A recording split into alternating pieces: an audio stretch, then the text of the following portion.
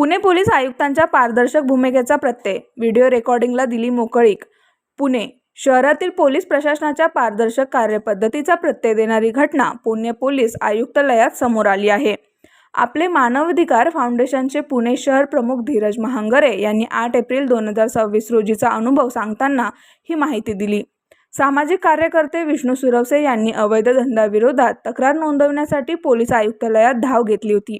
यावेळी त्यांच्यासोबत सामाजिक कार्यकर्ते रोहन एरन आणि हवेली तालुका अध्यक्ष शोभा जाधव उपस्थित होत्या. तक्रार नोंदवण्याची संपूर्ण प्रक्रिया रोहन एरन यांनी व्हिडिओमध्ये चित्रित केली. विशेष म्हणजे पुणे शहराचे पोलीस आयुक्त अमितेश कुमार यांनी व्हिडिओ रेकॉर्डिंग करताना कोणतीही हरकत घेतली नाही. पोलीस स्टेशन हे प्रतिबंधित क्षेत्र नसून नागरिकांना तेथे व्हिडिओ रेकॉर्डिंग करण्यास अडथळा नसावा ही त्यांची भूमिका प्रत्यक्षात अनुभवायला मिळाली. या घटनेमुळे पोलीस प्रशासनाच्या पारदर्शकतेबाबत सकारात्मक संदेश गेला असून नागरिकांचा विश्वास अधिक दृढ झाला आहे. दरम्यान शहरातील काही पोलीस ठाण्यांमध्ये अद्याप व्हिडिओ रेकॉर्डिंग करताना नागरिकांना अडवले जात असल्याचा तक्रारही समोर येत आहे. त्यामुळे सर्व पोलीस यंत्रणांनी आयुक्ताच्या भूमिकेचा आदर्श घेत पारदर्शक कामकाज करावे अशी अपेक्षा व्यक्त होत आहे.